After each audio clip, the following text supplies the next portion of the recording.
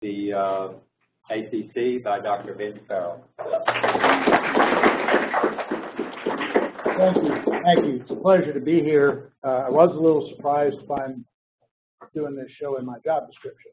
I wasn't quite said, oh, okay, I can do some of that. I was here for a certain percentage of it and kind of have read up on when I applied for this job, I went way back and read everything I could about the history of a college, of this college, and I've studied history of community colleges, just over the years on my own and in the classes. But I'm kind of a historian, or I like history, and so wanted to learn as much about ACC as I could before I got here. I was 14 years, almost 14 years at Tyler Junior College up in East Texas as their started off as a controller, which is basically the chief accountant, and then moved into the chief financial officer position up there until 2002. And when this job came open at ACC, I said, well, that'd be kind of cool. I've been watching this college for a long time, and wanted to say, well, why don't we ever hear any more than we do about ACC statewide? And so I kind of kept an eye on them over time, and eventually my predecessor, actually, and they'd taken 2 or 3 years to hire him, find someone to take the job. And he tragically passed away with a heart attack 7 months into his tenure on the job. And we got a note. I was in Tyler. We got a notice to all the colleges that he had passed away. And I thought, wow, just got him to go to work there. So anyway, I said, well, when they posted, I'm going to apply for ACC because I wanted to be here. I thought it was a good school and had a lot of potential, and wanted to see what I could do in my career. I'd done well in Tyler, but I thought, let me see what I can do on a little larger stage. And also, I'm the kind of person that needs dragons to slay, so I'm not a maintainer. And ACC looked like they had all I could handle for a long time. So I took that, and that job was the chief financial officer here, vice president of finance and administration that it finally came to be, which includes what I have now, the facilities and construction, and did not have campus operations or the police department, but it had all the finance and the business operations. And when I first got here, I went down there and said, because they had a big budget problem at the time, $7 million in the hole, and I said, I want to talk to the budget guy. I just walked in the door. I didn't know it was unlocked. Even I called. I said, and the guy at the time, Jerry Norrie, says, it's unlocked. Oh, great. All right, I'll be right there. So anyway, I said, let me talk to the budget guy. And so I went down there, and it was a 27-year-old kid, and he was sitting there, and that was Neil Vickers. And I said, I got some questions for you. And he said, all right. And so anyway, so I asked a couple of questions and about how things got to be that way, and he answered them well. And I said, I think I'm going to be all right here. I was scared to death. This going from Tyler to Austin I thought was a huge deal, and actually turned out that it's just more zeros, but most of the colleges work kind of the same way. So I thoroughly enjoyed my time here. The college has really come around. I think this campus is a prime example of how much progress has been made back then. When I got here, they had a 5-cent tax rate, and things didn't look good a little further out because of that. That's a very low rate for a college's size, and got a lot of things straightened out, and ACC's been running and gunning ever since. So I thought it's been a really good place to work. I thought it would be, but it did turn out. And so what we're going to do here is look at the history of ACC. It's a very relatively young community college. 1972, they finally got a vote to create the college. For example, Tyler had their 75th anniversary in 2001.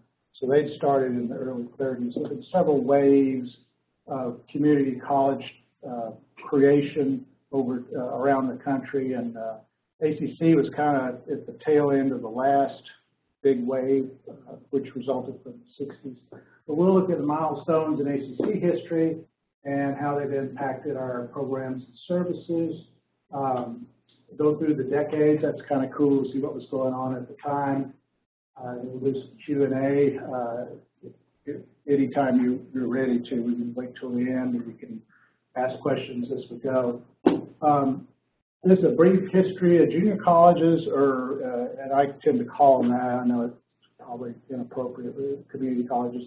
They're uniquely American creation.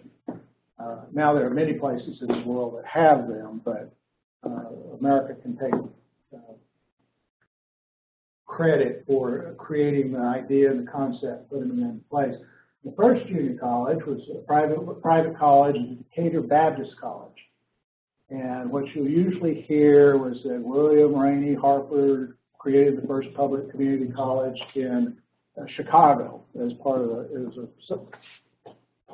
wasn't part of the University of Chicago, but it was kind of related. But actually, I looked that up, and sure enough, the president of Baylor University up here is, and other Baptists around the country were creating these two-year colleges to take some pressure off their universities. If more students could start and get their first 2 years and then transfer to the university, that would be helpful. More people could attend that university. And that was actually going around across the country as the community colleges. One, geographically, California is a prime example. They had Berkeley, and that was it. And then Stanford also. But far more people in the state, as population grew, wanted to go to the university, and the states just didn't have the capacity. So their idea was to create community colleges and put them around the state for technical training, and also that students could start going, if they wanted to transfer, start going to college there and then transfer to the main university. And so really it was just kind of like, how do we find space to educate the people we need to educate, and the university can't handle it. Everybody's broke back then. California was just like, you know, they since then they just, you know, the gold rush and all that, people poured in there. Then it was even worse because they didn't have a dime and all these people pouring in, and so they had a lot of services to provide, but couldn't. And California actually created the first public community college system, and that was in 1906, I believe, 03 or 06, as a statewide publicly supported system. For the same reasons everybody else did. They just had, you know, far-flung cities that people needed to have post-secondary training, and it wasn't available, and so they built that public system, and then everyone else followed suit. Ben? Yes. Was it originally as a stepping stone to a four-year, or was it as a vocational? Well, in college, it was both, really. And I think they started off there, oh, it's a stepping stone because the universities couldn't handle it, but also it was very much, you know, you had an industrial age, industrial revolution, and by the early 1900s, you had a lot of need for skilled workers, and so it was very much a workforce training thing even back then. There's a good book about the California history from zero to the early 1960s, and that's a good book because it's pretty much the same story no matter where you look in the country. And totally, I like the history of these things, so I bought that one and read it, and it's been real helpful. Good citation if you need to have to do a paper. But anyway, the public junior colleges started in the 20s. Actually, that was California's, it was before that, but in general, it took off. They're typically part of a school district, so was ACC, because somebody has to kind of take it over and get it going. In some states, they don't have taxing districts like we do in Texas, so you know, somehow you got to get some funding to them. And then there's a Grubbs Vocational Institute, there's Arlington, Stephenville, and more. So these things started adding up quickly in Texas and around the country. And this is Texas history. The legislature grants direct appropriations. That was a big deal. Now states participating. And then TEA, Education Agency, is formalized as the junior college supervisory agency. If you notice, they use this term, but if you look in the law, like Section 130 of the Education Code, there's many of the laws still refer to us as junior colleges. And then they said, okay, they passed the laws, it's been a while back, so if you want to change your name to community college or just college, you're welcome to do that. And some have, like the Tyler Junior College has kept its name, and some of the others have too. They actually did a big marketing study, had a big-time professional firm out of Houston come survey the population up there and asked if they wanted Tyler to change its name, and it was a resounding no. We like to keep the junior college in it. It's of course been around forever, but most of the colleges, I would say, have changed to community college, regardless of what they started from. In '62, you can see there they allowed colleges to levy property taxes if the local voters will go for it. And then in 1965, the co-board was created, and oversight moved to the Higher Education Coordinating Board. So ACC, typically the coordinating board, they don't tell you, so they try, but they don't tell you how to run your college so much, but they do try to coordinate education and the curriculum around the state. And so if we have a program or something, we have to go to the coordinating board and get approval for that program for us to have it. So that's how they kind of coordinate things, and they do that for the universities as well.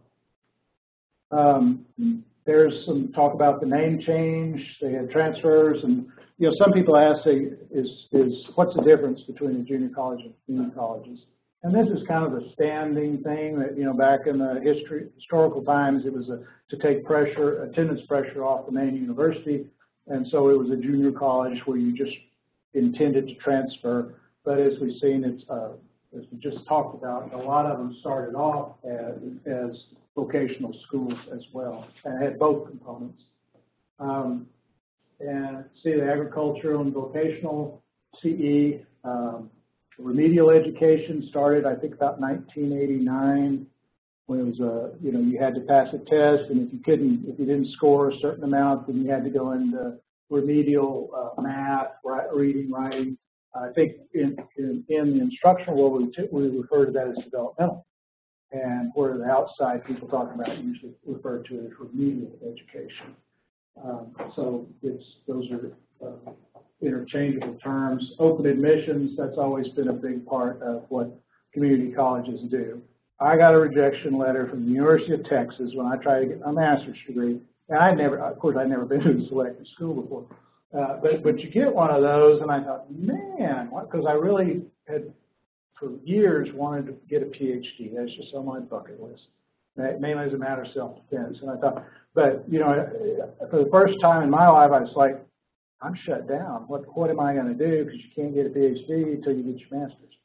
And some schools will let you kind of work on both at a time, but Texas is not one of them.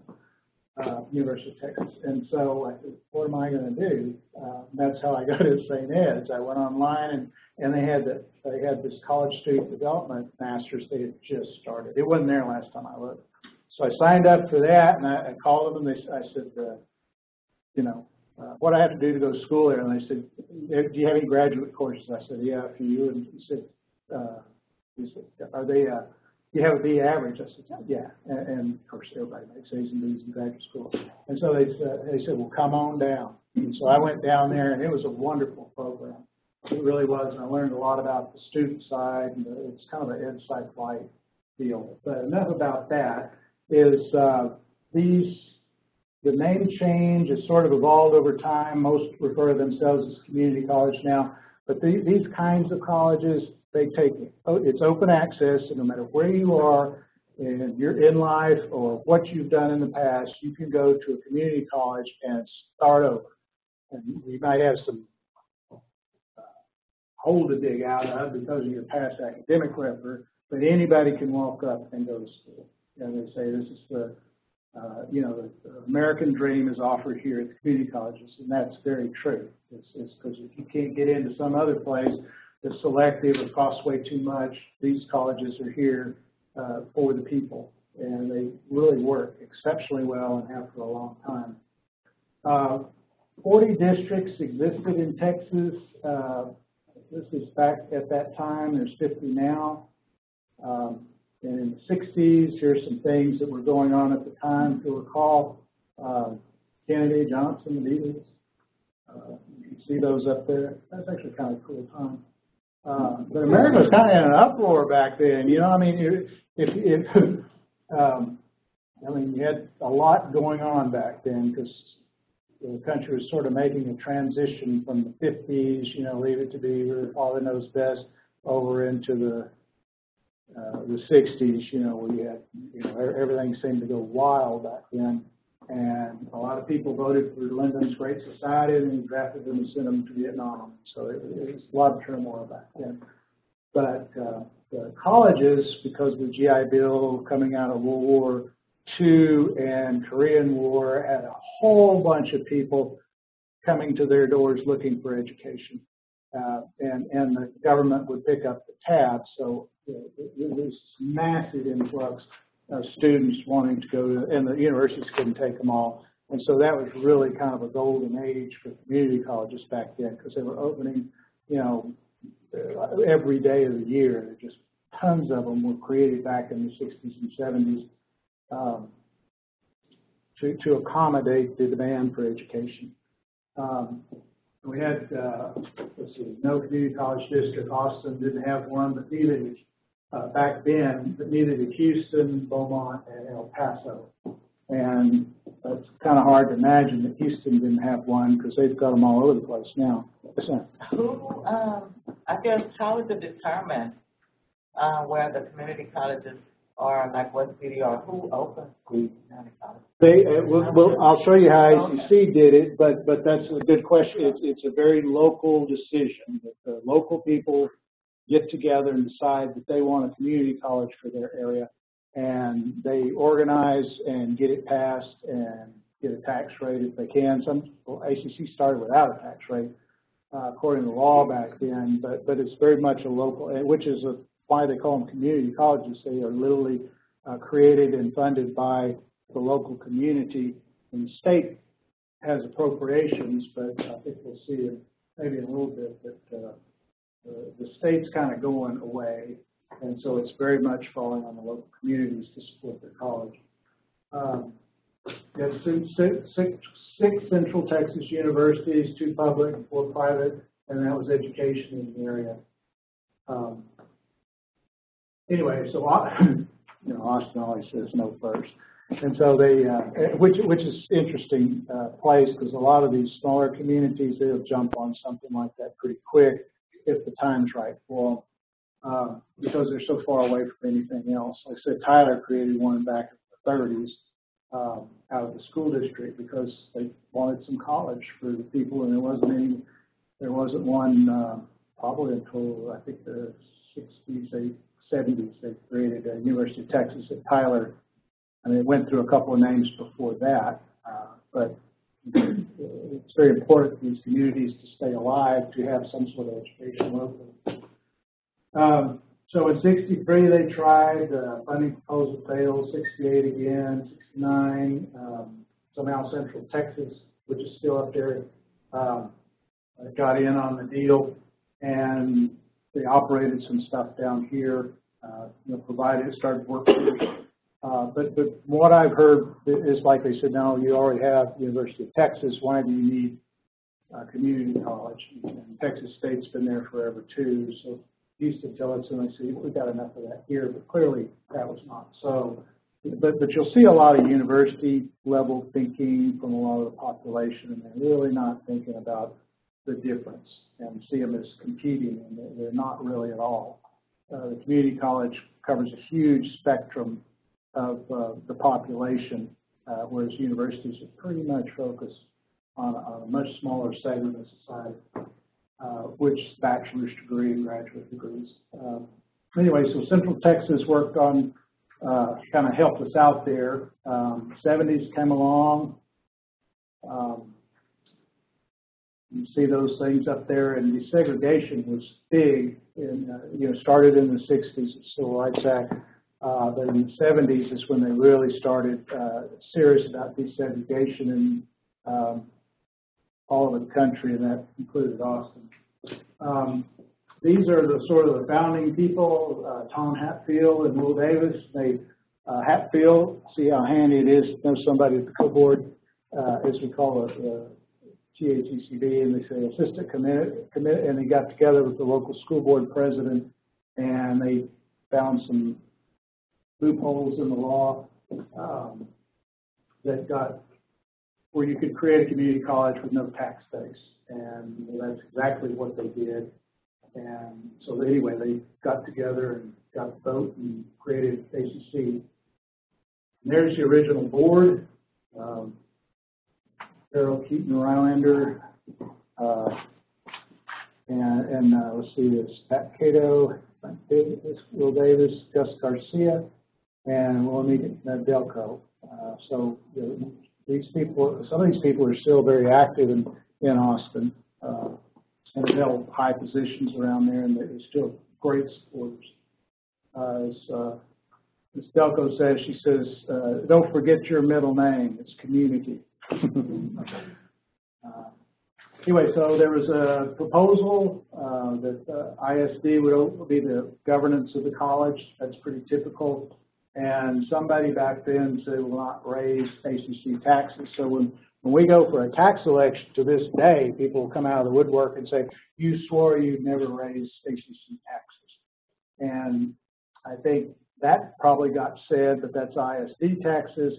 But they still swear that happened, and if somebody did say it, and they may well have, then I mean, you can't live with that. But we hear that every time we talk about it. Anyway, election day, December 9th, 1972. There was an old statute, old law in Texas that permitted public school boards, public school districts to create a community college. We could use governing bodies for that community college. I think there were two at the time, one in Houston and one in El Paso. And so, having the statutory ability to do this, we thought we had the credibility to pass it in Mississippi. I'm not sure with the groundswell as much as a serious concern about a community as large, as diverse, and as educationally attuned as Austin was, not having what it was a very significant movement in higher education. And there was a concern that the closest one was actually Central Texas. And it just seemed a little bit out of kilter for the large community of Austin to have to commute to a smaller community. I literally went door to door knocking. I'm doing my tennis to warm up my condition was hot. But I went door to door knocking doors, can't hang on these topics. We were very concerned that the junior college issued this twice. It was a unique sort of proposal because we were, as I said a moment ago, we were kind of in the middle of planning for desegregation integrate, and that freed up the building of 12th and the Atlanta. They canceled surface property, and it freed up the old agriculture, which was over in the east side. It gave us two very fine buildings that could be used for campus for the community college. That's one of the big things you have is access to campus property. And these buildings, as our own leaders here, we had a plan to do it on a very low cost. That was enough to convince the people that it would be done.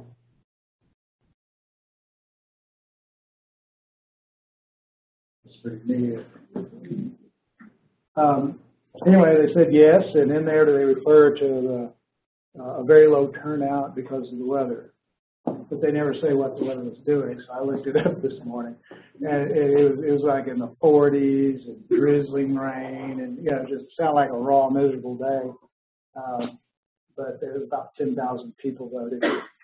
And so it's come a long way, because if you look at that board election just a couple days ago, I think there are about 300,000 people voted in that board election. Might have been driven by some other things too. Yeah, they were there anyway. Might as well vote.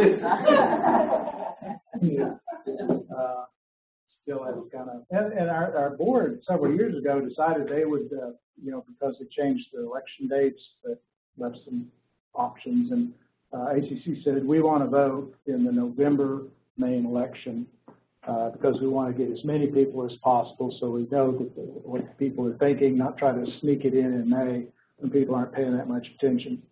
And it worked. So that now you have a brand new school. So in December of 72, now we got it to do, and so Hatfield became the president, and they started wrestling around, hiring faculty. Like I say, they had a couple buildings lined up that were, Rio Grande and I think East Ridge, Ridgeview, right? Which I heard it since subsequently slid down the hill. It was kind of unstable ground anyway. But they started with what they could, and started school. And as I understand, there are about 1,400 students the day they opened the doors, which is pretty good. And actually until 2003.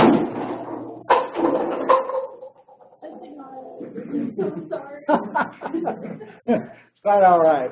Until 2003, ACC had a capped tax rate.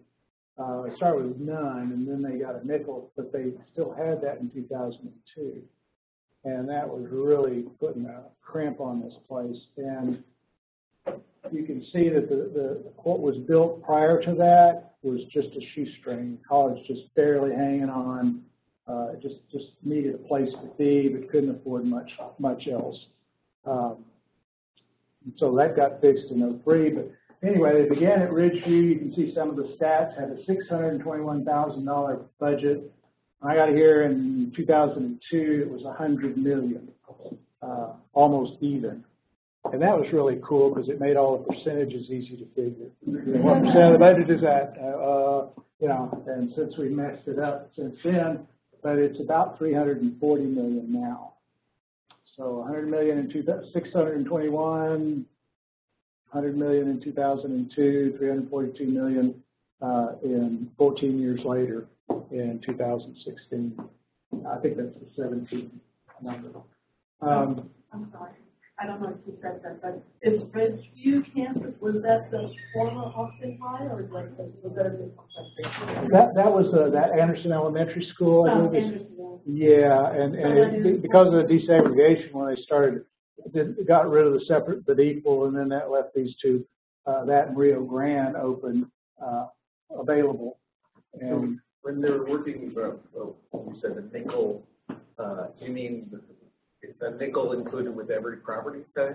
Yeah, the tax is 5 cents per $100 of property tax. And then it went to, it will cover that in a minute, but they had several elections after that since I got here to fix that basically.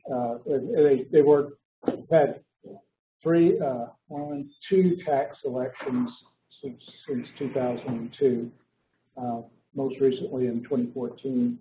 But you can see the main location, how many students were enrolled, how many 25 full-time faculty, and then other sites around the city to try to get some community college classes out there. And that's a shoestring. That is tough. Sorry, you know, 25 full-time faculty. Do you know how many part-time faculty? No, and I was kind of wondering that myself. Yeah. Maybe none. Some of those faculty, in fact, I don't know how many, but I've run into, there's quite a few that are still here. Joe Estracco, he was hired before the school opened. Yep, and he's still here. So I've gone to him a couple of times. I think Roland. I think so. I believe Bill Montgomery. He's still, saw him the other day. They started here, and it's kind of an interesting story because we're talking about the guided pathways and some of the innovations we're doing now. And one of those is like if a student, and this is going on like at the accelerator in the 0421 remedial math class, and where if you don't finish the course in that semester, you just pick up where you left off. And I was kind of bragging about that down at UT, and the professor said, well, he said, you know, in the 1960s they did that too. In the 60s they tried that. And I said, really? I thought we were just thought it up. No. He said, no, but the problem was you ended up with too many students that were incomplete. They didn't finish. And so I went and talked to Joe Lestracco, and I said, tell me about that. And he said, yeah, back in the day, he said, remember, we were all coming out of college right about then, and that was the late 60s when the country was turning upside down. Everybody wanted to do something new and all kinds of different ways of doing things. And so we were very idealistic back then, and said, and still are, by the way. But they had it, the motto was, well, the student hasn't passed this course yet. And so they give them, but I think ACC, I said, what happened? He says, well, it kind of ran the same problem. You get a growing number of students that started but hadn't completed yet. And also he said, you know, other faculty came in later that didn't want to do it that way anymore. And so there was a big controversy over time. And so it went back to where they had to abandon that for those reasons. Although we're still trying to do that, or we started doing it, and we're seeing the same problem. You know, students don't quite get through. But others get through pretty fast. But I think it's a better way if we can figure out how to make it work. Anyway, the 80s, Reagan, see the world moving on, and here's a tax base proposed in 81. Remember, operating with no tax, so it's just tuition and whatever the ISD and the state gives. But the voters said no. Limited growth depends heavily on adjunct faculty, and this is back from the 80s. They continue Ridgeview and Rio Grande, and then they were renting property all over town, just trying to have places for. I think the administration was in a warehouse down on 5th or 6th Street, somewhere around there. Linda Morrison can tell you. I think she's been here since day one. So the stories were just like they really struggled. And then in 82, ACC and ISD, Austin split, and the first board was elected in 83. And then this vote follows state threat to cut off or reduce funding, and I hear stories from that wasn't exactly the case, but that's what we said, and that frightened everybody into voting for it. So I said, oh, you know, whatever. The end justified the means, I guess, there. But anyway, they had a tax election, and they got, there's the 5 cents showing up. And that, you know, that's a lot better than nothing. So that kind of helped ACC for a long time, at least have some local tax support. Back in those days, the state was funding a lot. You know, they had a very, very high percentage of every college's budget, in Texas anyway, was state supported. But they capped it, and this caught my attention. Why did they do that? And I guess that's the only way you can get something passed at the time. Most colleges, when they go in, they'll say, well, we'll start with this tax rate, but when they start the district, but they'll set a cap that's much higher. So I think we're, at Tyler, for example, they had like a cap of 22 cents, but they started off with 2 or 3 cents because they, you know, they produced the money they needed at the time. It gave them a lot of running room for many years in the future. ACC didn't do that. They set 5 cents and capped it right there, which means you have to go to the voters and have a general tax referendum to get the tax rate increased. And that's tough. You know, if people aren't willing to do that, then you can get yourself into pretty bad shape, and ACC was in pretty bad shape in the early 2000s. Community expands. You see the old timers in Austin say what a great place it was before all this growth came along, but the high tech happened. So you have a lot of urbanization.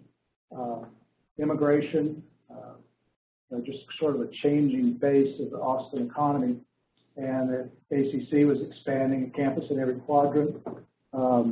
It kind of seemed to have adopted like the libraries in Austin do, you know, one in every neighborhood instead of one. And so it looked like we were kind of having a neighborhood college concept. And another thing is, you know, if all you have is, you know, $1.50 and buy land with it, you had to kind of take what you can get. So I ended up with a number of small, relatively small campuses in interesting places, shall we say. Some of them are hard to find, actually, but they did what they could where they could. And a lot of times when they bought land, they buy 30 acres. That was all of what else could you ever need, and there'd be nothing around it. And then by the time today, it's totally built around it, and the campus is landlocked. We had several of those, and then South Austin campus. I mean, that was a old grocery store site, and it still is. And you know, and there's nothing you can do around it because we've looked a lot to say, is there any way to expand this from a, you know, I think it's 5 acres or 4 acres to something where you could expand that campus. Northridge is kind of in the same way. It's no matter what you do, it's on a 35-acre site, and you can build up. But if we've tried many times to see if there's something around it that we could expand to, but you know, like there's a creek running here and parkland and apartments and all that stuff, so it'd be very difficult to expand that campus. Of course, Riverside's got the golf course, but that's almost worse. Nobody wants to see the golf course go away. And not us, but the neighbors. And so that's when we started in 2005 to say, all right, we need to buy 100 acres. So we were going to go out and start buying land and camp, you know, for strategic places, and said, let's try to shoot for 100 acres, and then we'll have room to grow as big as we would want a college to be anyway, a campus to be anyway, like this place. They offered us like 60, and so we said, talking to Dr. Kinslow at the time, says, no, we need some more. Is there, you know, so we bought another 30 acres. So now it's about 90 acres here, and so that's close enough. But by the time you filled out this acreage, your college would be 12 to 15,000. It's time to go find another site anyway. And that's just because thinking right or wrong that that's big enough for a campus, because it starts to get, you know, UT-ish if you get much bigger than that. But you get, that's big enough where you can have all the courses, and a student can have a home campus, and then you can offer everything so they can just go to one place, not run all over the district trying to get classes. So that was the thinking. That's been in place since 2005, and we pretty much stuck, well, we have stuck with that to get 100 acres anytime we buy a place.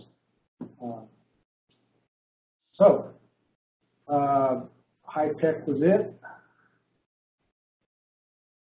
Big tech industry has sort of remade Austin, which is kind of a good thing as long as tech's doing well. And when it's not, the town goes broke. But we get a lot of good employees when things are bad. We really do, not just tech, not just IT. We've gotten a lot of really good hires that have served the college very, very well. But they came to us when the economy was down and they were worried. And then they tend to stay, especially if they're a little older and they don't want to worry about it anymore. And so we've got, that's a good time to, you know, recessions are great times for colleges to go do a lot of things that you can't do when times are good. And that's one of them. Now we're getting close to today.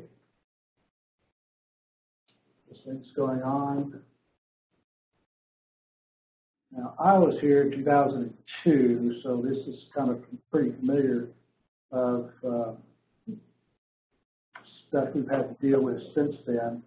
The state economies tend to go on like a 7 to 10 year cycle, and they'll, you know, they get, like now when we're flush and everything's wonderful, but then it'll reverse and go back into a low point, and then it'll come back up. You know, and it's just a cycle you can count on. So when times are good, do things where you'll be in good, get ready for the downturn, because it will come, and then you want to weather it without causing too much trouble. And we've had in '89 that happened, in 2003 that happened really bad, and then of course in 2008 that's probably as bad as it's been since the 1929 depression. But we kind of had a plan for that, because when we saw the market, I remember the spring enrollment in 2009 was so much higher than it had been in the previous fall that I thought the beta tail was broken. I really did. Well, that's something happened. So and I did this once. I double posted in the accounting system this way before here. So everything's twice as much as it should be, and of course you have to go fix that. And I thought something similar might have happened, that we posted 2 days of enrollments there. They said, no, that's really right. So ACC went from like 32 up to close to 40, and then over 40, like a 23% enrollment increase right there in 2009, and it just kept happening. And we were saying, wow, this is really interesting. Where are we going to put them all? And but that shows you how the ups and downs that you typically experience when you're trying to manage future leaders. That you kind of prepare going when you got money to go into a time when you don't have money, because and our philosophy has been, we're going to have to cut stuff back, but we're not going to do anything where the students would suffer or notice it. And so we go raid the facility improvement budget, which was healthy, and said that's where we'll go to if it gets bad. And we said, let's don't give a raise this year, because we'll have to pay for it next year, and that's $5 or $6 million a pop when we do that. And of course, it upsets everybody. And so, ACC has never failed to give a raise. Said, yeah, but this is, and so it was a smart move, although it was not very popular. But the turmoil seems to be coming a little more often these days.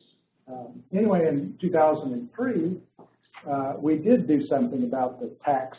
I kept going to the board and showing them charts. I said, look, high tuition is that there's a linear correlation that if you have low taxes, you have high tuition. And I'd show that like 2 or 3 times to the board. And finally, one of them said, Ben, I don't want to ever see that chart again. We got it.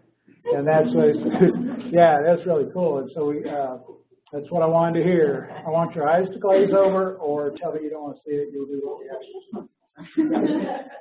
So they used to have ACC board and trades, and I said, no, but if you look, they do what you take to them. If you recommend it, they may have a big discussion about it over time. But they're going to do it, and here's the history of that. So be careful what you go to the board and ask them to do, because they're going to do it. They may scorch you a little bit before that, but so give them good advice, because their hearts are with the college. So we had a tax cap.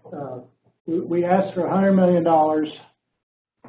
Of course, they made it 99, so it didn't sound like it was so much, kind of like a retail store.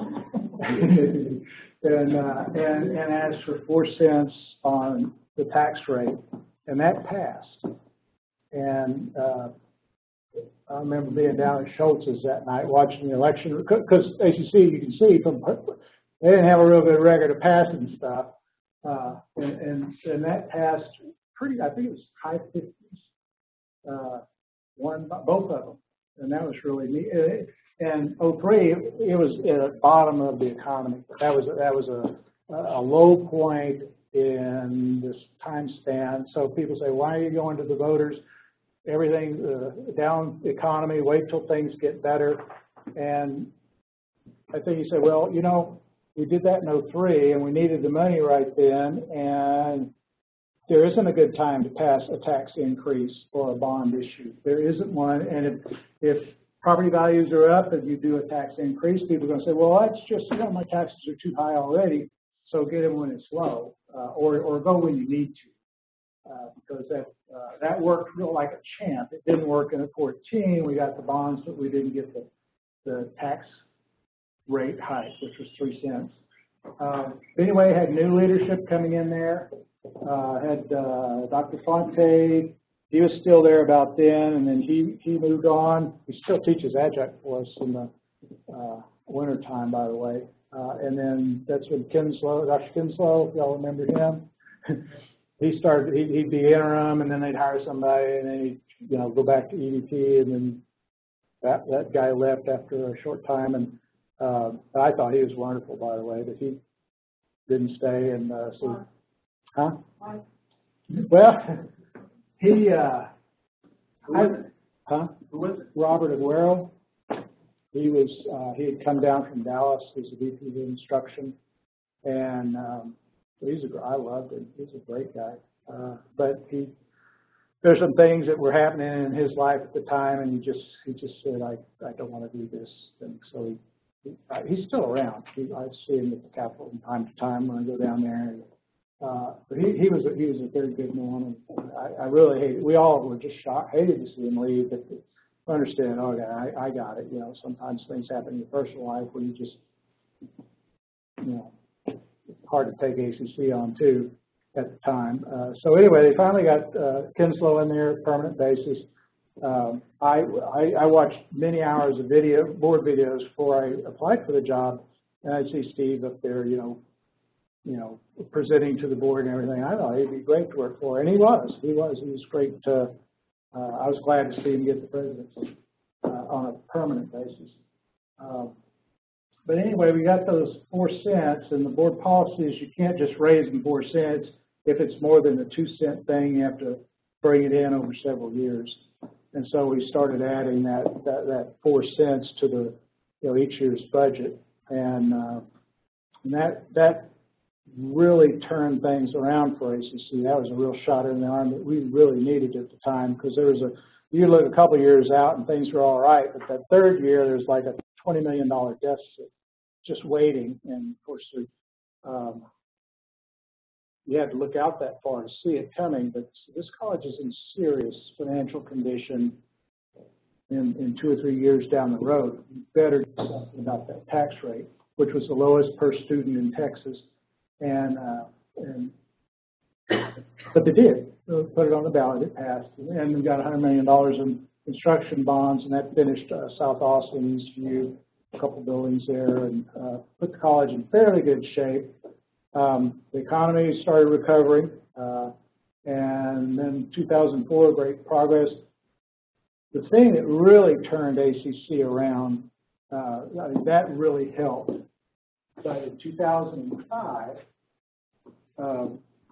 we annexed the rest of the city of Austin, and that's a cool story. I'll tell you. As I just got here, I handed. They have a Texas school law in a big book that comes out, and I was working with young Mr. Vickers, and I said, look, there's 50 ways to annex property into a community college district in Texas, and you need to know what they are, because this place is in a mess. We've got to annex the property and get this tax base up. So he goes in there, and I said, well, go read them all, make yourself familiar with them. And so he starts reading them, and about 30 minutes later, he comes in and says, well, hey, look at this one. If you're already in an ISD or already in a city, you can annex to the city limits. Just and call an election, and everybody votes, not just the new people, which is typical of the annexation laws, but everybody gets to vote, including the people who are already in it.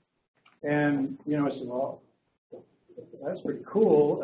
It's like Ho Chi Minh would have been proud, because we had the rest of Central Texas. You get in one, and you do the next one, the next one. They changed the law that very next May. Yeah, we would have been mega. But anyway, so we called the attorneys at the time and said, look, why can't we do this?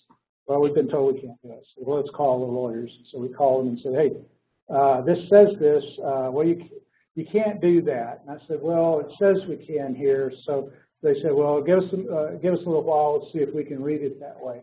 That we're already in Austin. We're all ISDs now. We're not any city. We've always done the ISD thing, and new people are the ones that decide whether they're going to come in or not. But this one said you can go to the city limits, and we did not have all of Austin city limits.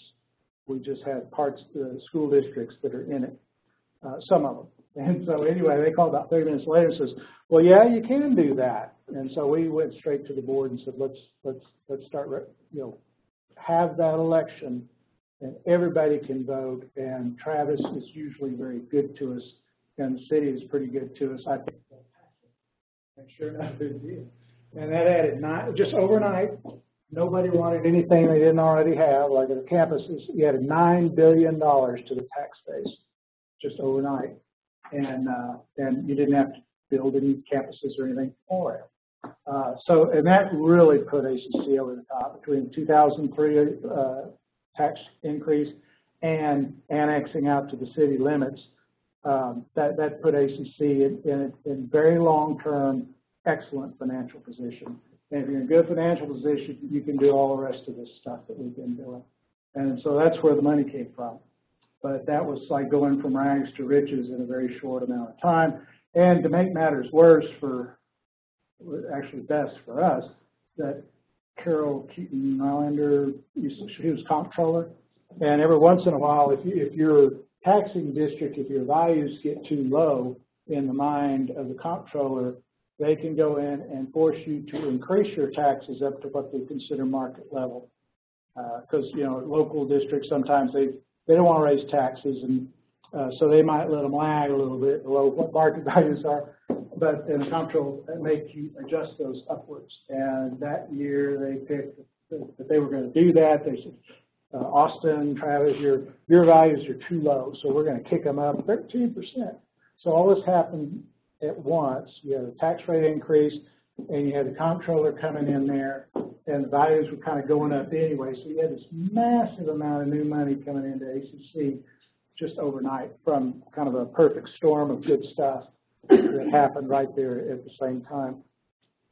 So that sort of fueled everything that's happened since then, from then to now, as far as having money to do things. We've caught up a lot of stuff that had kind of lagged, but also kind of got into this facilities master plan, strategic plan where we started buying acreage and then building campuses on those acres. Added a lot of programs, had a full-time faculty hiring plan, increasing the salaries for faculty and adjuncts, everybody really. So that we're able to do some neat stuff with that money. It takes a lot of money around a place like this. Richard Rose, that's the current organizational chart. Where you can see it, there's Brett, and there's me, and there's Neil. When I first started here, I eventually wanted him to take, I didn't want him to get away for sure, but eventually it would come time for him to take over the finance area, and that happened, I think, last October.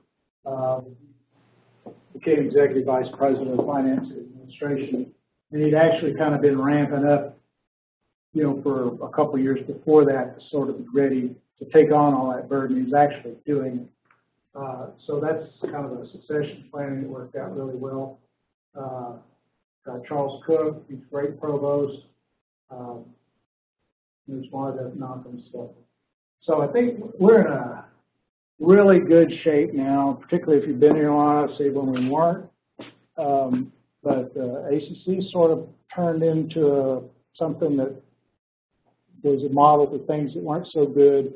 And I think the nation pretty much looks at us and our, for a lot of leadership, innovation, things of that nature. And we've added the new campuses, and we're well into. We used to have 7,000 square miles. It used to be about just smaller than New Jersey. It really was. I looked it up. That's a lot of, way too much actually. We recently let Central Texas, who helped us out early on, have Fredericksburg. Fredericksburg wanted to go up there. They didn't want to annex into our area, and we said, well, you have to annex, or we're not going to build you anything out there unless you come in. They said, well, what about a branch maintenance tax, which is a nickel? I said, no, we don't like that nickel thing. They said, well, we don't want to join in. And so, all right, then Central Texas would take them, and they have lower out of district. So we said, fine, that's good, you're too far away anyway. Also, this area down here, Caldwell, there's some area down there that Victoria College wanted to get the whole county, but they had some of it, and so we let them have that, which leaves us with this. Green is the service area, and the blue is the taxing district. So we don't tax these people, but we are in the education code responsible for serving these areas. By the way, that 2005, when we annexed the city of Austin, I got a piece of Eames, we got a piece of Pflugerville, and we got a piece of Round Rock school districts. Which got funded. And they all passed. I think Eames failed by 1 vote, and only 19 or 20 people voted because that's all that was in that little sliver of them. But Round Rock and Pflugerville would have passed on their own, even if the rest of Austin didn't get to vote. So we felt good about that. They came in, and then we've got in the last election here for Round Rock, the rest of Round Rock ISD came in. So we got them all. So is it only part of Pflugerville? Yes. So why only part? It was the part that was in the city of Austin city limits. It's Pflugerville ISD. Okay. Yeah, not the city, but the ISD, and part of that comes down into the city of Austin's inside the city limits. And so does Round Rock. I think by the Arboretum area, the Round Rock ISD comes down into that across into the city limits of Austin. And Mainer's over here on the west. The service centers in Mainer ISD. So is the taxing district for Austin different than it is the Dallas structure? Because I'm from Dallas, and the community colleges there, some of the surrounding suburbs, they're part of the taxing district. So I don't understand. You can do it. You do the annexation by political subdivision. And so any political subdivision is you can call an election for that. So an ISD is a political subdivision. Cities, Amarillo College is a city college. Dallas is a county college. They call their election by Dallas County. Yeah, so they have the whole county. That's their boundary. Because I know I have property in Duncanville, but I pay for the Dallas County Community College District, so it's a county. Right. Oh, okay. And that's why they call Dallas County Community College District. I never knew. Yeah, and that's why I said, hey, Neil, go read on it. It's very confusing, and there's a bunch of ways to do it, ways you can annex places.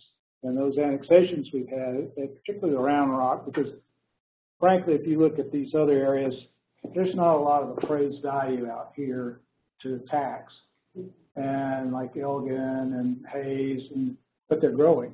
Yeah. And so we actually call our real estate people and get a bunch of demographics and all kinds of information on it, and then we get for Hayes and Elgin, we say, okay, if we annex them, we're going to get this amount of territory. What is the appraised value of, say, Hayes ISD or Elgin ISD, and take that number and say this annexation will bring in this much money. How much campus can we? They want a campus. We know that, and so if they come in, how much campus can we build them on their money? And so we actually had that Astra, which didn't pass, had pretty good price value. Hayes is all right, but they're growing so fast, so you don't worry about what's going on today. You look down the road and say, all right, that's going to be a sweet deal one of these days for us, and it won't take forever to do it. So yes, we hope Hayes passes, and it did.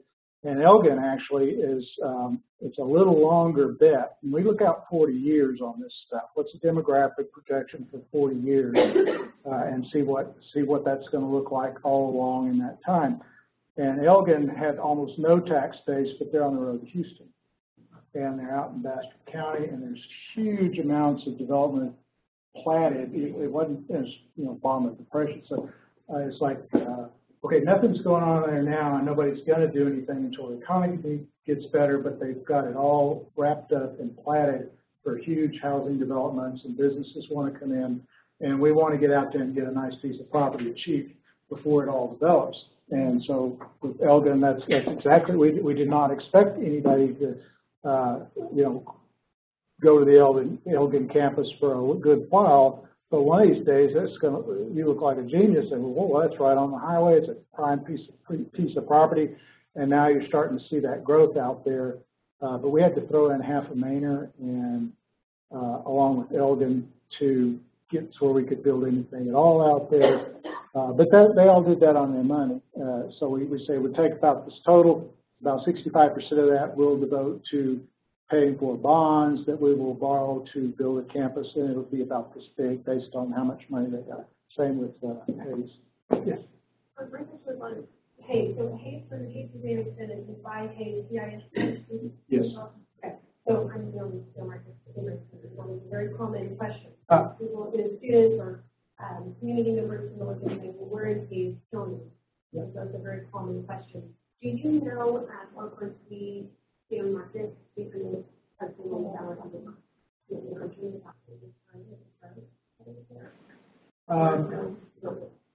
we're not hearing much from them. Bastrop makes some overtures about it, and I think the really ugly people that didn't want us. Well, I heard one of the ringleader's house burned down. Is it Bastrop or The Bastrop. okay, I heard that. Well, it could have been, yeah. So it's like, well, and this is just my opinion, but we had 5 annexations at Elgin, Hayes, San Marcos, and Bastrop. Okay, well, only Hayes and Elgin passed. But if you're sitting in my position and looking at where the strategic points, then we got real lucky in that election because the places that would be a little less than ideal didn't pass, and the places where we really would be perfect strategically did pass. And because we look at the maps all the time, and so you had Hayes right there in that location is a perfect place. Whereas if you built Hayes and San Marcos, they'd be kind of close together, and it's not. I mean, it would have been almost too close, and we'd already promised to do it. Same with Bastrop. If we get Elgin, then they're 20 miles apart, but there's not a lot of population. It would have been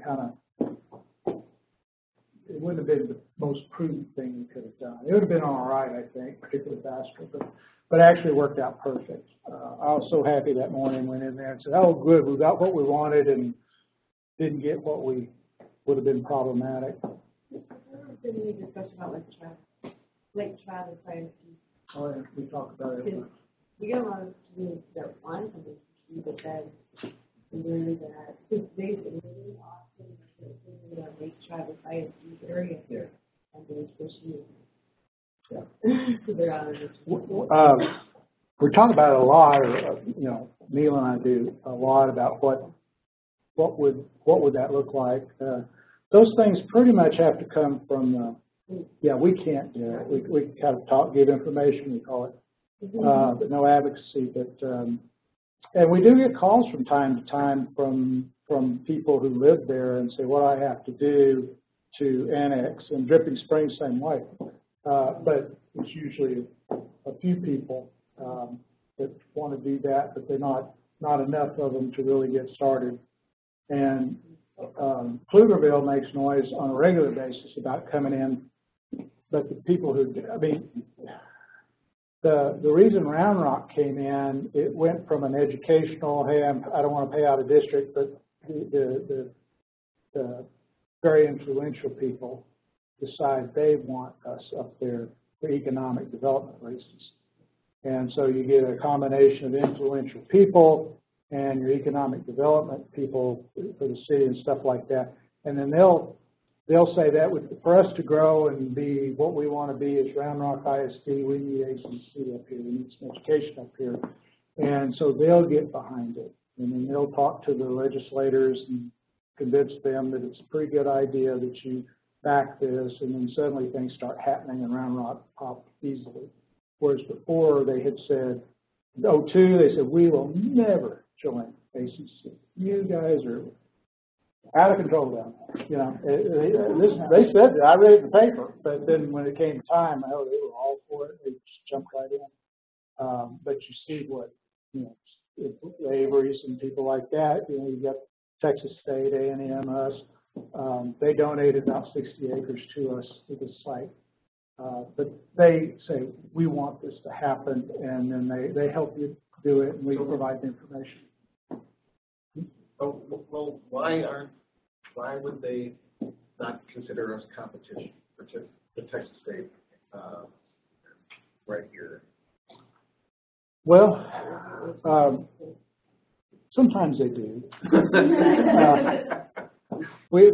We had some discussions about nursing. You know, they're a 4-year degree, you got, you know, so on and so forth. So we talk. But actually, if you got an area that's growing fast, there's plenty for everybody. And our missions kind of overlap, but they also see us as a feeder. You know, that's another source of students for them. They're right across the street. So you see more of the universities working with the community college as feeders. And it makes it easier because when a student comes out of here and transfers, they're in a lot better condition in many cases than they would have been if they just started as a freshman. You know, they got their parties out of the way, they learned to study, they made enough grades to get in. Now they can just take them in, and yeah, it does, you know, hurt enrollment, but if they have played all they want at their freshman sophomore level, then suddenly we're assets instead of. And you said something earlier that I could see being taken out of context. The person who is opposing the ACC expanding into Bastrop, his house burned down. Now that was something separate. That was yeah. His house burning down had nothing to do with. Oh no. He's opposing. Correct. Okay. Just now, and want to make that clear. Absolutely, we had nothing to do with that. That was just from the Memorial Day, Labor Day fires that displaced many of us. I had to evacuate, but not from down there. But no, it just, well, and I know that's kind of a hard thing to say. I really felt bad for him because, you know, that was what his heart told him to do. But he said some other things about us. But anyway, he's not there anymore, is the point. And so and San Marcos had some really rabid anti-ACC people too. So it doesn't take much when you've got somebody that just really, really doesn't want you there and is willing to work hard to go out and talk against the thing, and there's not a lot of voters, then it's easy to get an annexation turned down, and that's kind of what happened in most places. But I think we're in no rush to, you know, yeah, because once Round Rock came in, that's where all the appraised value was that was left to get. We did recommend that if you're going to annex anybody after Round Rock, just get the whole county. Because if you have a whole county like Dallas, then you might get enough appraised value to build them a campus, and they're going to want one or something if they're going to start paying taxes to us.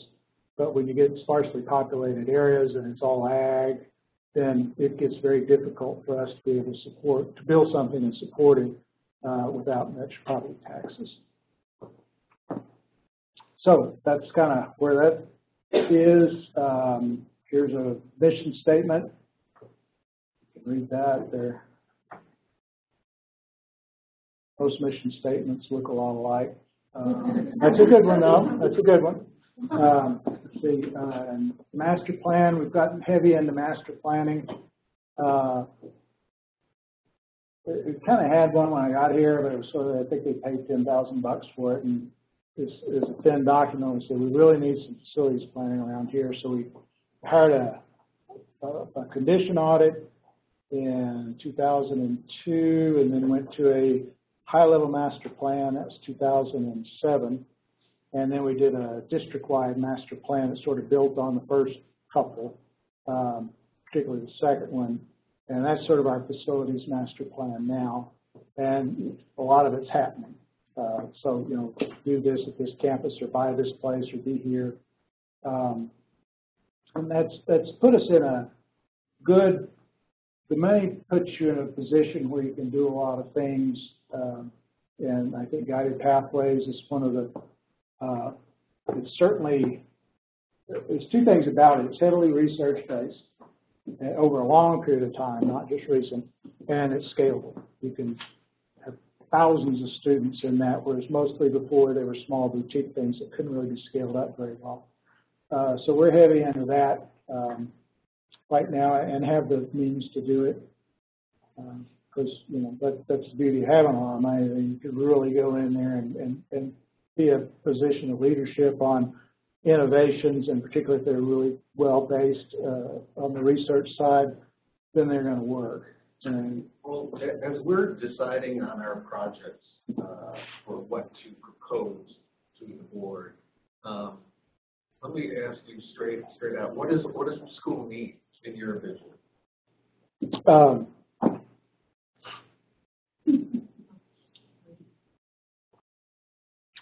I would. You can come back to me on that. No, I think I was going to say, I'll ask us, what do you want to study? I think the Guided Pathways is fairly new. The whole country's doing it.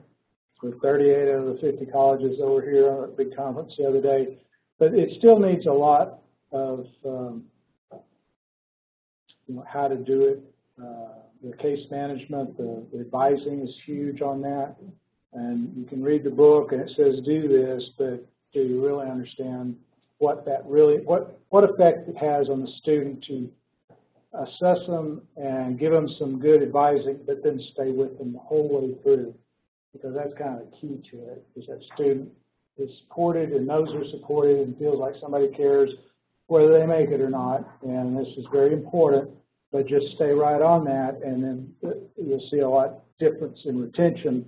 And historically, that works like a charm. But something like that, I think, innovative instruction. You got an accelerator we're putting over here. We're kind of using that. That's been around for 2 decades. It's working really, really well at the universities and the community colleges. What they do is they'll take a classroom, stick computers in it, and call it an Emporium model. We renamed ours Accelerator. But there's something about the scale of a large accelerator that has some sort of effect on the student that improves retention across the board for everybody. Improves success, particularly in remedial education. I don't know if that fits in with what you're being asked to do, but it's kind of something that how are we, you know, things of that nature. I don't know if anything's really wrong with the college that needs fixing. Yeah, there probably is something, but I'm sorry, you've been talking. Well, I was just going to add, you were saying how we're going to Guided Pathways. It's been about almost a year ago, I was actually doing a presentation before the leadership team, because I'm the area of the ACC, Student Support Specialist Accelerated Program and Training Program. And because of the impact of our program and my cohort, hands-on advising, our department went from 50 graduates per year, and I'm talking about the whole entire teacher studies department, to now doubling and tripling our number of graduates, because in the ACC program, I have to register students every semester because the sections are restricted. They contact me, I follow up with them, and I track their progress and make sure they don't take classes they don't need, that they keep these classes in my order. I give them guidance because I've taken some reports myself personally and make sure that their workload isn't too demanding based on their, you know, other, you know, things in their life. And so students really rely on me a lot for guidance when they're registering, and it's been a huge impact on our department as well. So in that and competency-based education, in fact, students can also accelerate and take multiple classes within the same semester. So, for example, if you're taking beginning Java, if you finish it in 4 weeks, you can turn around and take intermediate Java within the same semester versus having to wait for the next semester. It's really made a huge impact on our department, and I think this was kind of, I did the presentation before the launch of the Guided Pathways to give people an idea of what kind of impact you could have college-wide. And I can speak personally, you know, because one was a managing administrator for our department building, and I was wondering if the colleges that were in to like a lot of universities do they everything still go to departmentalized advisors. I know that they're making certain advisors specialists in other areas, but at the same time, they're really, I mean, asking one advisor to know 80 different departments is, you know, they're not getting the right answer. And I have students that will go to a general advisor and then they come to me and they have really bad information. Mm-hmm. And it's, you know, why don't you go to departmental advisor? And I know you need general advisors when teams are first coming in and they're not sure. Well, I think they are. They are, but they're still keeping them separate, but they're saying you're a specialist in this area. And so, I don't know how well, I don't know how, like versus having 80 things, why don't they just have 3 or 4? They are? Yeah, that's right. And they're the faculty advising. And how many departments? Okay, that's the goal. Okay, I know that it's going to require a huge increase in the number of advisors, but I think that will have a big impact on the students that. Right, but having an advisor know one area really well and not worry about the others, have somebody else for that other area. Right. That's what I understand out of Pathways is, and people out there really doing this well, that's exactly how they do it. They'll have if a student goes into remedial education, they'll have an advisor for them in that, and then hand them off to their major, and that person specializes in that, like health sciences or something. And so I think we're doing that. Guided Pathways is supposed to do that too, for the reasons you say. I mean, nobody's going to know enough about all that. I have a question. While building all the campuses, are there core classes at each campus? Because I didn't think that Elgin had core classes offered. I think they offer a lot, but most of them don't make. And I don't know if a full slate, but the idea was to have at least try to do that.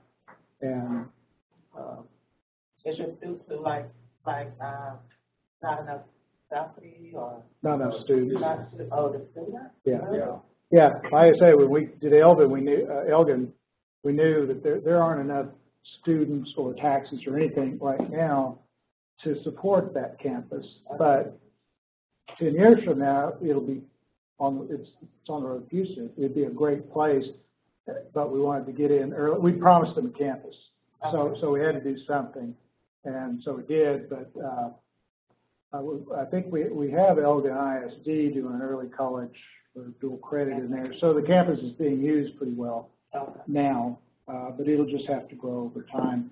And we've kind of pulled the records of students, not their records, but where did the student, they live in the area, where do they go? They go all over our district because the class they need, criminal justice or something is over at this campus, so they have to go there to get it. And they might work in Austin, so there's various reasons, but it was funny that the few people, the students in Elgin, were not going to the Elgin campus. And some people are going out to Elgin.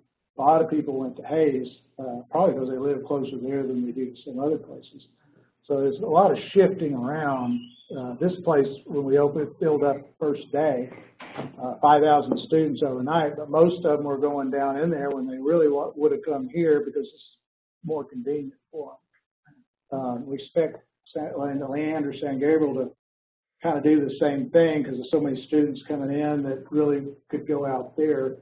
It's really, you can only build so much, and then you enlarge it over time, which makes it hard to offer enough classes early on for everybody who would go there. You just can't do it. It's sort of a chicken and egg thing. It just has to roll out over time. Ideally, you would say, you annex now and we'll start your campus in 10 years. But they're not going to pay you tax for 10 years and not get anything for it. So, we have a time thing. What? Oh, that was great. Anyway, let's see. Enrollments at a community college are about a little over 2% of the population in the area every year. And that's an easy demographic to find and say, well, what should our growth be? So much per square foot per student. And if we look out 40 years, all you need to do is, if you have a fairly balanced, in other words, it's not like a Georgetown, where they have a large retirement community, they also like to take classes, but it's not like, if you have just sort of a general MSA, say, then you can, nationwide, nationally, down to our MSA, a little over 2% of that population goes to the community college every year. And so if that population is growing and that holds steady, and it's amazingly stable over time, then you can count on that many students and have the square footage to do that. This is the last bond issue, $385 million, broke it into 2 propositions. This is done in case people don't like something in one proposition, and they might vote for this one or against this one, but do vote for the other. It's sort of a political strategy to say, well, let's don't lose everything in one proposition. And so it was divvied up that way.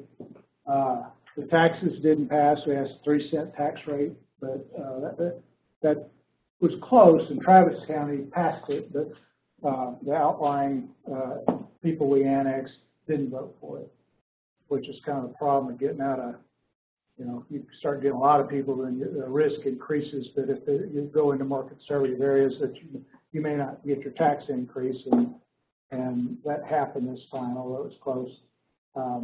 This is Highland Mall. Is everybody pretty familiar with this? You want to, I'm sure you hear a lot about the mall. It's on the Airport Boulevard redevelopment plan the city is going to get to one of these days.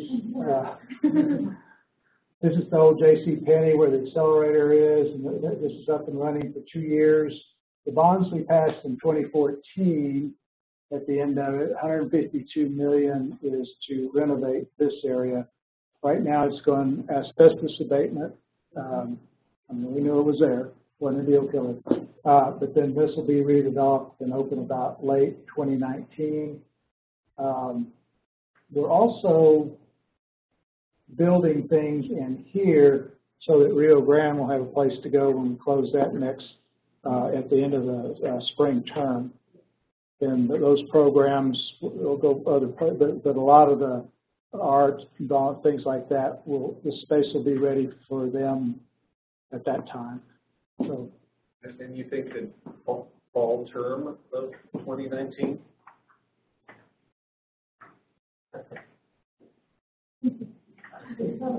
Well, the construction is supposed to be done in September of 2019, and that's current. And then moving in,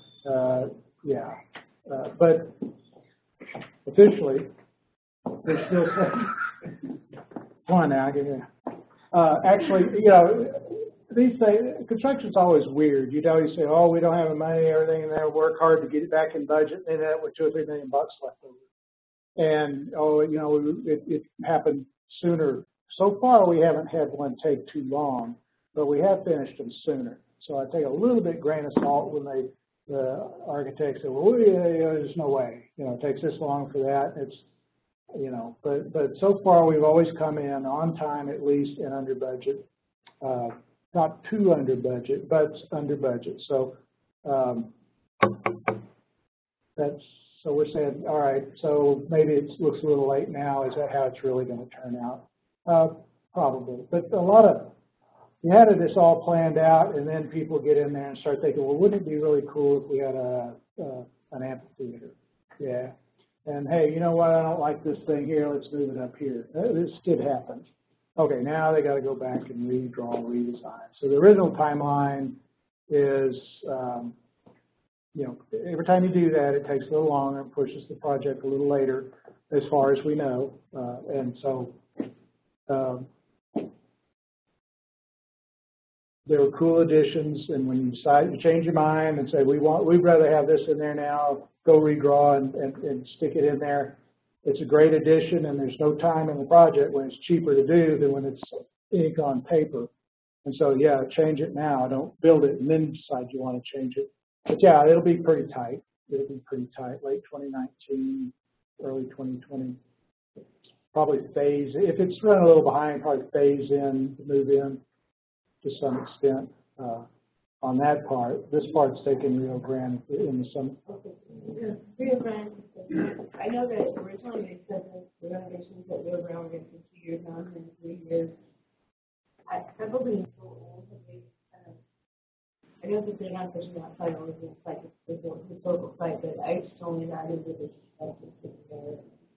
There is a lot of it around the windows, and all these bricks, they have to reorder all the bricks, and you know, when they get in there, who knows what they'll find. That's really interesting, you know, when we did some of the labs.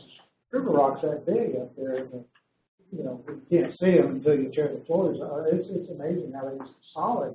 You need a place in a storm, they're real green. You put a hang on a wall, you're like, that's kind of like, it's bricks.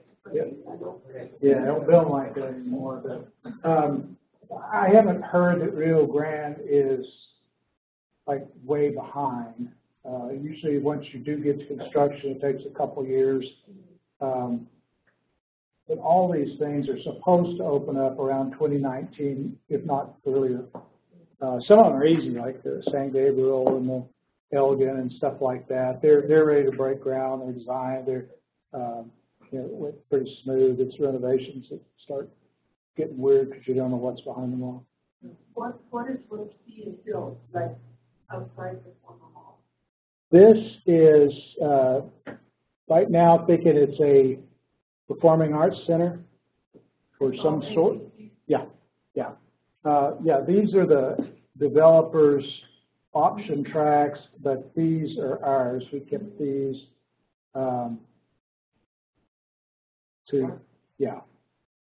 So this, you know, we talked about it with the digital creative media and arts and all that, and said that wouldn't it be cool to have this and this all be performing creative arts programs and performance space. So right now, that's kind of what the thinking is. No planning has gone and said, all right, that's what we're going to do.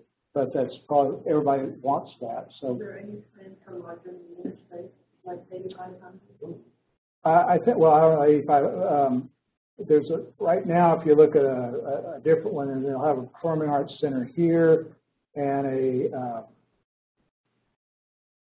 a big meeting space right there. So, and the performing arts center, because AISD's over at the airport, Miller Airport, something like that would fit into this place and have a lot of meeting space in it of different kinds. And then the convocation center, I think, is current thinking right there. You see, this was going to be office buildings built around the outside of the Dillards here, and I don't think that's the current thinking, but it could be. Where's HPC? Right there. I always think HPC is so full. Are they going to like make more space for people? Because I know HPC is always full, and there's nowhere for people to go. And where are they going to? Are they adding more office space at Highland for HPC? Not for, I mean, they built a bunch of faculty offices in here. Yeah. This project, in 2008, the whole mall thing was, why don't we consolidate the administration in one place? And so that went in 2008, and the board said, yeah, and then so we're supposed to go look for land, so we brought a bunch of land back, and this kind of went in through the fall, and then we said, you know, we think we can get them all. It's a big mess. Everybody's suing everybody. There's a 60-year lease left. You know, it's just a nightmare. But we think we can do it. We're ACC, you know, and so it turned out we were right. But that's a really cool story in itself. But originally that was supposed to be the new administration building. Now it's the only thing we're not doing. So we'll see how this turns out. There may be some part of HBC that goes over there or not. What's happening with rack space? What's that? What's happening with the place? Well, what's that? I heard they have a good lease. I mean, their lease is. Well, you mean now? Yeah. Well, I can only say so much, but they're still kind of talking. But Braxton Base just got bought by Apollo Global Management, and this is a huge fund that buys up businesses. They saved Twinkies and brought it back on the market. You know, so they go buy a bunch of stuff and kind of retread it, and then hopefully make money. And they just bought that. And they also own the University of Phoenix. We said, "Now, wait a minute." Well, they just took a big hit to University of Phoenix because they no longer have the GI Bill. They lived there. Yeah, the proprietary, they're having their problem for a lot of reasons. But there may be something left on that, but, you know, they just got bought, and they said, well, you know, let's hold up and kind of look at all this stuff you guys were doing, you know, at Rackspace. So it doesn't look like as promising as it did at one time, and, you know, what they'll be able to do. So we're planning, if that doesn't come to pass, then we've got plenty of plan Bs for the space. So that's where it is now, but. I have a plan B. What? Showers, like if there's a lot of wellness classes over there, Uh-huh. you can just think about putting showers over there. You can write that down. That could be your project. How should we use the? Yay! I think there are showers at HLCs. Yeah. Apartment complex. What's that? No, apartment complex? Apartment. So the yellow, the apartment. The residential plan, which. Yeah, the deal was, yeah, we would redevelop this, and of course we own everything, and then, but the people that really helped us buy the thing, and I'm convinced we would never pull that off without their help. They were amazing. But they have option tracks on these that they buy back from us, and that was because the board wanted a mixed-use urban development, and they know how to do that. And so, yeah, this was, they bought this from us, and now this is under construction. And then before too long, these will also be residential. And then these will be office space. What about parking? That's a garage. I got the bike lane. Everybody can ride a bike, you know what I mean? Actually, this is a parking garage for ACC, and this is a parking garage. And these are monsters, like over 2,000 spaces. So that's our parking, and then each one of these projects has their own parking for their stuff. So while it looks like, so we're building our parking, they're building their parking, and they've done studies of how much we need. Our needs are higher than, say, the city code and stuff. So we're building enough for the students that we think will be there, and we're guessing 15 to 20,000 students. So that's the deal. And We're going to the top left corner where Bank of America is in the automotive. That's their that'll be residential. One of their apartment deals. We asked everybody to move actually, and they're gone.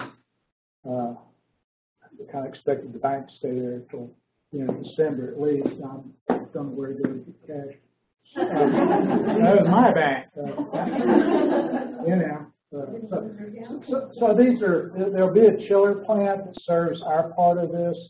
The deal is that we own it all, they'll buy it back, and we're sharing the cost of all the streets. They're putting that in when they buy a tract back.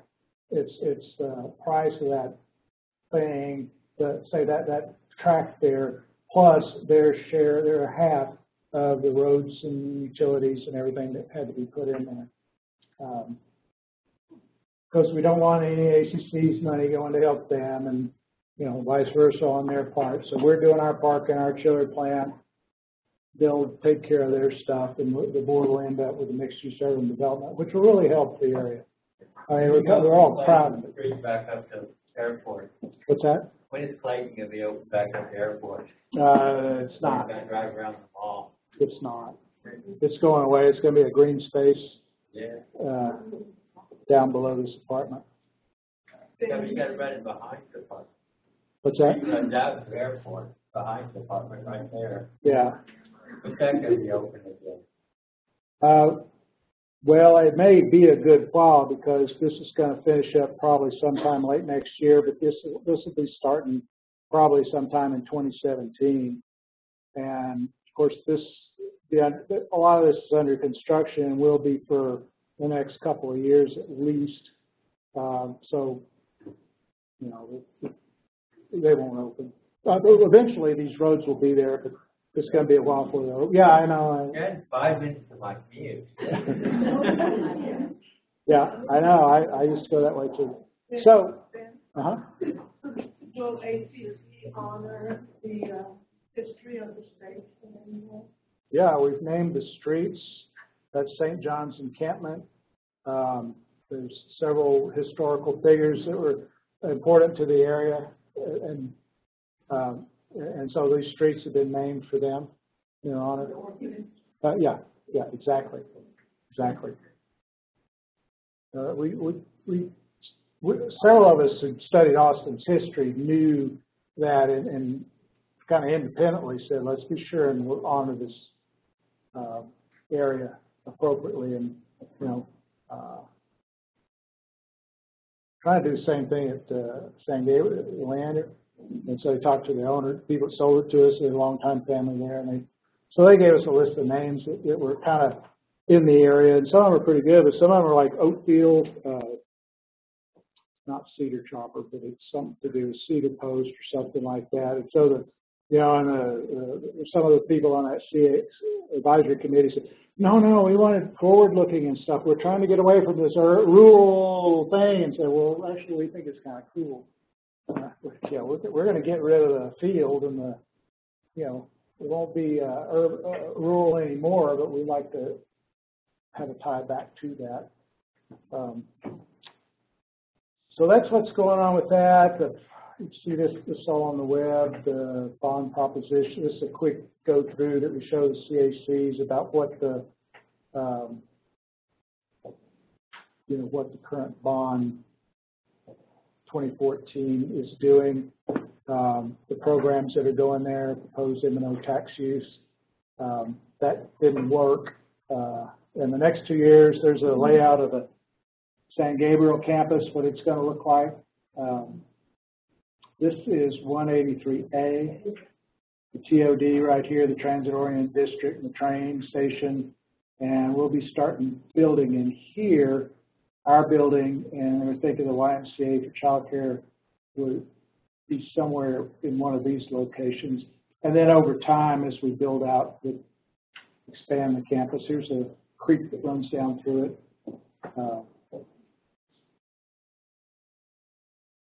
That was a real find. That was a beautiful piece of property, and they said, well, why shouldn't we own that?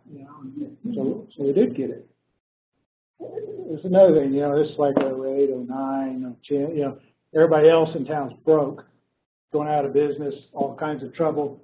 Here's ACC with, jing, all kinds of money, because we're counter-cyclical typically a lot. Students come here when they're not working. And so it's like we were in a really fine position to go in and get some real good bargains, and we got really good prices on this campus. I know you say, yeah, I see. But actually, everybody was out of work, and so we got some really competitive rates from the subcontractors and on the land and everything during that time period. And another thing, these people, they say, well, so we'd like to buy land. Well, who are you? Who wants to know? And I say ACC. Oh, okay. That's totally different because they'll give us a bargain because we're going to use it on for a campus, and they like that idea. But it's also not a developer who's going to try to get a low price to go in and make a fortune off the land you just sold them. But if it's us, they're a lot more likely to, be more than fair, actually, on all these properties we bought.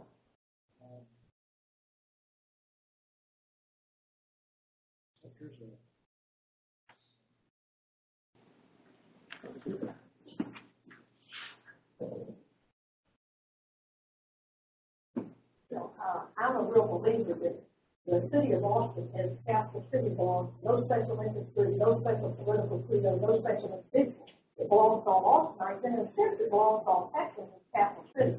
Nothing more exemplifies that in Austin Community College. The product of myself of the community college system, I can tell you that I never would have gone to college. I take community college in my city. One of the things that we said was that the community college was successful if it penetrated every home. in its designated community. So we try to offer the diversity that would make it attractive in terms of options to people all over Austin. I never thought that it was in it. Audio audio today, that was meeting more human beings than we were at Austin Community College. No Ferrell doesn't have any football teams. Either win or lose. National championships doesn't have any basketball teams. No band, no cheerleaders, no back. It does a fine job. There's your project. What would a sports program do for ACC? I also recommend that. It's pretty cool at Tyler to have all those sports. Actually, it was a real headache, but it was neat to.